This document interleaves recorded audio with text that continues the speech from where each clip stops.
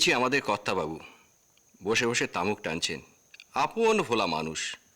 আর ওই যে সামনে বিড়াল তপস্বীটি দাঁড়িয়ে দাঁড়িয়ে হিসেব করছেন, উনি বাবুর ম্যানেজার নীলকণ্ঠ।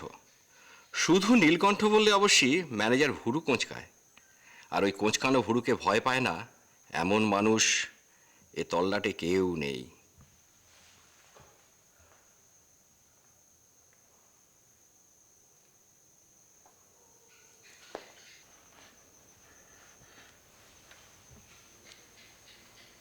রামচরণ, রামচরণ, যাই কর্তাবাবু। তুলে দে।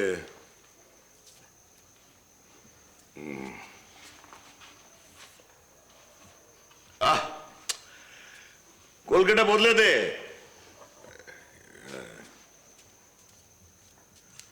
কি ম্যানেজার, আগে তোমার হিসেব মিললো? আগে হ্যাঁ বড় হ্যাঁ, মহাশয় আমায় ডেকেছেন? কে? আগে আমি বানোয়ারি, ওই অন্দরমহলে খবর পেলাম। হ্যাঁ হ্যাঁ, এসো, তোমার সঙ্গে কথা আছে। ব্যাপার কি মনোয়ারি, তুমি প্রতি মাসে ম্যানেজারের কাছ থেকে জবরদস্তি করে বাড়তি টাকা নিয়ে যাচ্ছ শুনছি। জবরদস্তি? তাই নয় তো কি, এস্টেট থেকে তোমাকে প্রতি মাসে মাসোহারা বরাদ্দ করে দেওয়া হয়েছে। তুমি যদি তার ওপরেও বেশি বেশি টাকা চাও আর সেটা পেয়েও যাও, সেটা কি এক রকমের জবরদস্তি করছো না? কি এত তোমার টাকার দরকার পড়ছে? আগে বাবা মশাই, কি আজ্ঞে বাবা মশাইটা কি? এ মাসে আমার একটু বাড়তি টাকার দরকার হয়েছিল ঠিকই, কিন্তু প্রতি মাসে তো আমি চাই না। এ বিষয়ে কেউ যদি আপনাকে কিছু বলে থাকে। ম্যানেজার, দেখে সাহেব, কি বলছিলে তুমি? এই যে কত যাই এই মনু সাগরার কাছে বড়বাবু কত মাস হ্যাঁ, এই তো ব্যাপার কি? শ্যাকরা বাড়িতে তোমার আবার কি কাজ? আগে হ্যাঁ, কি দরকারে শ্যাকরা বাড়িতে যাচ্ছ? এখন তো পালা পার্বণ নেই, বিয়ে শাদী নেই। তুমি কি বাইজি বাড়ির নাচ টাচ দেখতে যাচ্ছ নাকি? কি আপনি কি যে বলেন? ওই আপনার বৌমার একটা নাক ছাবি। কার? বড় বৌমার? আগে হ্যাঁ।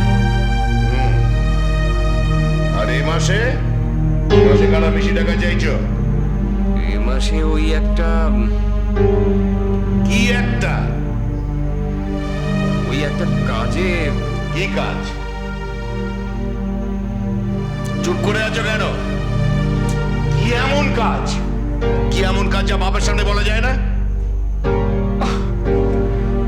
ব্যস্ত ছিলে পুঁথিপত্র শিকার কুস্তি দিয়ে, বংশীর মতো দু চারটে পাঁচ টাস না দিতে পারলেও যা কোনো রকমে চলছিল।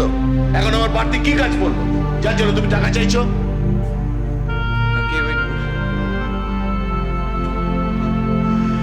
শোনো শোনো শোনো, জমিদারি তো চালাতে হয় না, বোঝো না টাকাটা কি করে আসে?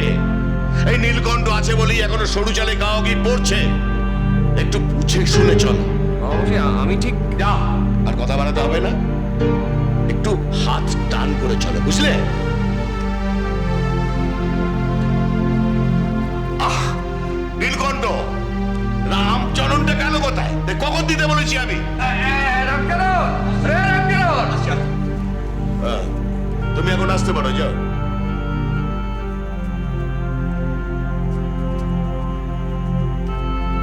কি হলো, দাঁড়িয়ে আছো কেন? তোমাকে তো যেতে বললাম। আগে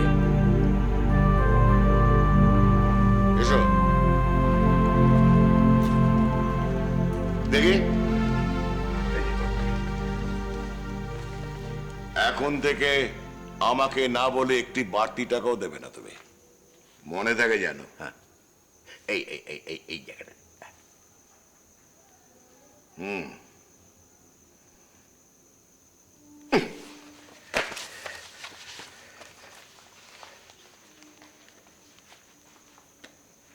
রামচরণ,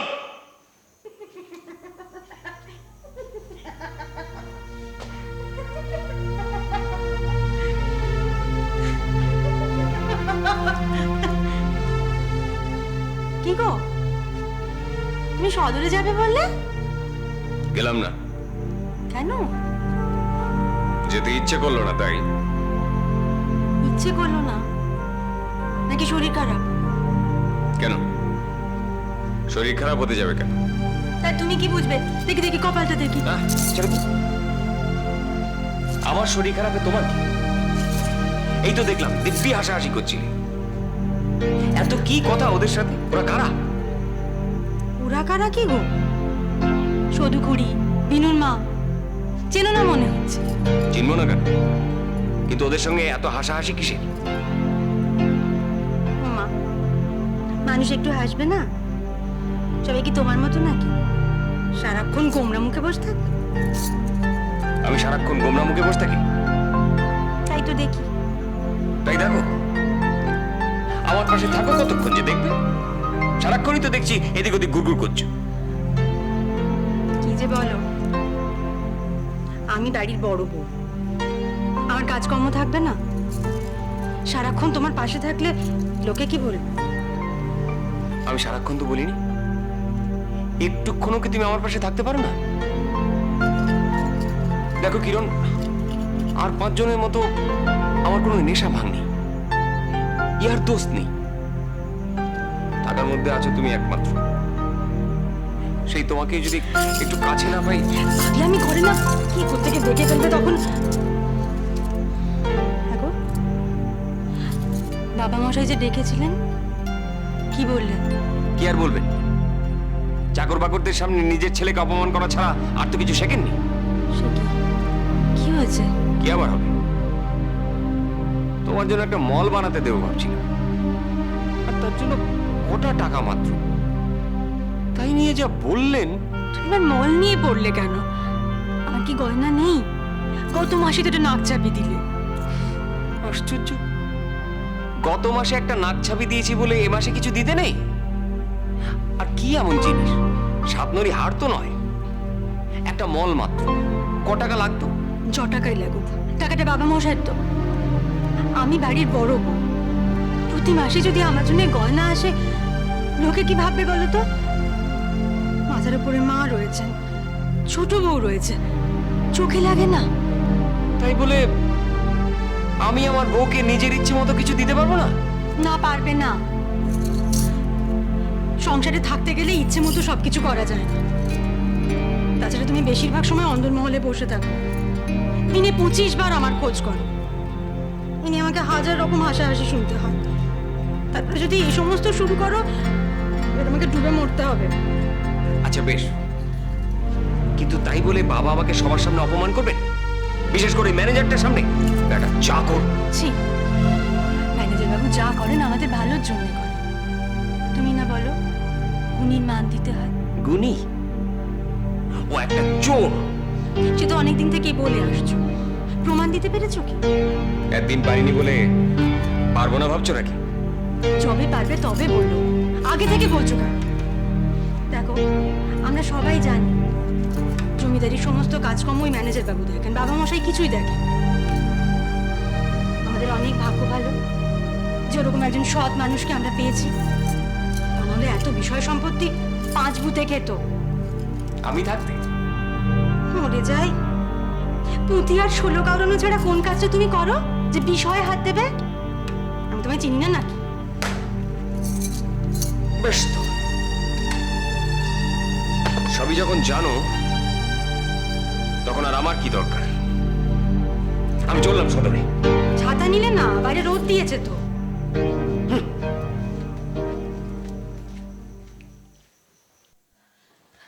মামনি, মামনি, বাসা কাসানে পথে গিয়ে দাঁড়াতে হবে। তুমি সারা আতান্তরে আমাদের আর কি রক্ষা করবে বলো? ধনে প্রাণে মারা যাবো মামনি, ধনে প্রাণে মারা যাবো। অত টাকা একবারে শুনতে পারবো না মামনি। আচ্ছা, আমি কি করি বলতো? শুনো, আমরা হচ্ছে বাড়ির বউ, এই সমস্ত টাকা পয়সার মধ্যে আমরা থাকি না। মাথার উপরে কর্তা মশাই আছে, তুই বরঞ্চ তাকে গিয়ে বল। তারই বিষয়, তারই সম্পত্তি, বাঁচালেও তিনি, মারলেও তিনি। তুই বরং তার কাছে যা। ও বাবা, কর্তা মশাইলে বললে তিনি তো ম্যানেজার বাবু থেকে ঠেলে দেবেন। তুমি তো জানো বাবুনি, কর্তা মশাই নিজে কিছু দেখেন না। আর ম্যানসারও না না ভবনে, তুমি আমাদের রক্ষা করো। তুমি সারা গরিবদের কে দেখবে বলো? আমি কি করি বলতো? তুমি একবার বড়বাবুরা জানাও ভবনে, তিনি ভরসা। বলিস কি তিনি কি করবেন? না না, তাকে এসবের মধ্যে জড়াস না। কিন্তু বড়বাবুর কথা ছাড়া ম্যানসার বাবু যে আর কার কথা শোনে না ভবনে, এ গায়ে সব মানুষ জানে। বড়বাবু দয়ার শরীর, তিনি যদি গরিবদের না দেখেন কে দেখবে বলো? না না, এই করে করে তোরা তাকে উস্কাস। সরল সিধে মানুষ, না বুঝে ঝামেলায় জড়ান আর কত মশাইয়ের অপ্রিয় হন। সুখ এই সমস্ত মতলব ছাড়। না না ভবনে, না না, তুমি আমাদের রক্ষা করো ভবনে। রামচরণ, রামচরণ, নীলকণ্ঠকে একবার ডেকে দে। ভবনে, তুমি বড়বাবুরে বললে? কি যে বলি শুভ, আমি কেমন অনেক কথা আছে যেগুলো বলাও যায় না। তুই এখন যা, আমি কর্তাবাবুকে পান দেওয়ার সময় হলো আমার। যাবো? কোথায় যাবো ভবনে? এত বছর ধরে লোকটা এ বাড়ির জন্য খেদমত কাটলো, আর আজ তো তার ডুবে মরা ছাড়া কোনো গতি নাই। ঠিক আছে, শোন। আচ্ছা, আমি কর্তা মশাইকে বুঝিয়ে বলবো। ঠিক আছে, তুমি বলবে? এই যে তুমি বললে টাকা পয়সা নিয়ে তুমি কথা কও না, তুমি বললে হবে? তবে কি তোদের বড়বাবুকে ছেড়ে দেবো বাঘের মুখে? বাঘের পেটি কি তোমাকে শুতে চায়? তুই দূর হয়ে যা এখান থেকে।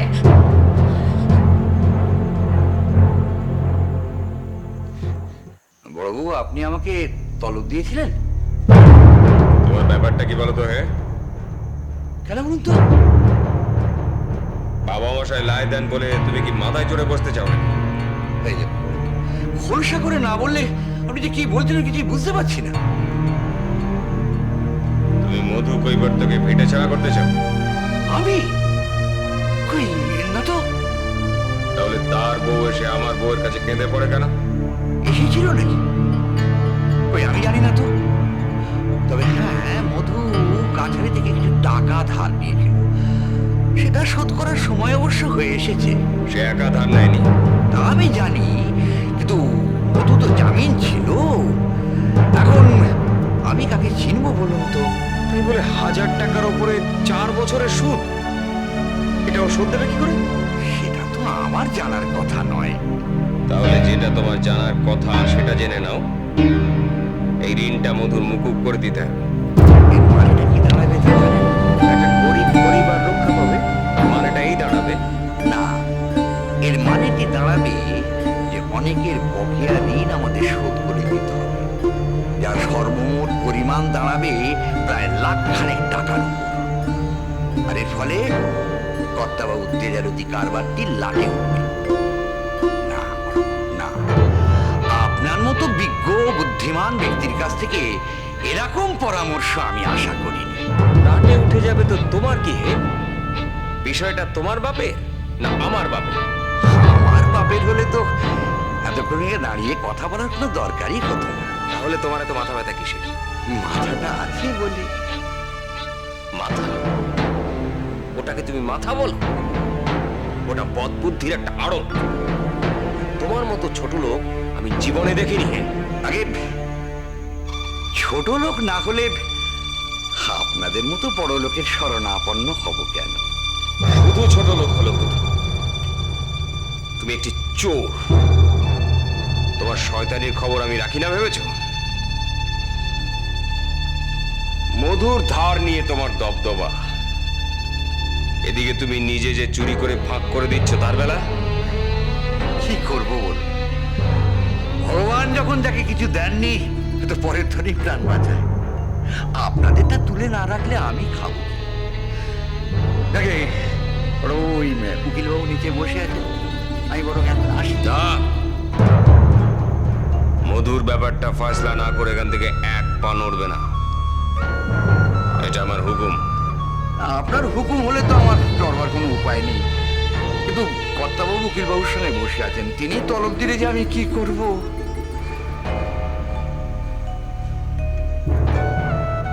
বেশ যাও, তবে একটা কথা মনে রেখো, ব্যাপারটা আমি সহজে ছাড়বো না। আপনি যা ভালো বোঝেন করবেন, আমি আর কি বলবো। আর আগের ব্যাপারগুলোর মতো এটা আমি ভুলেও যাব না। আমি এর শেষ দিকে ছাড়বো। বেশ, ছাড়বেন। বড়, আমি এখন আসি।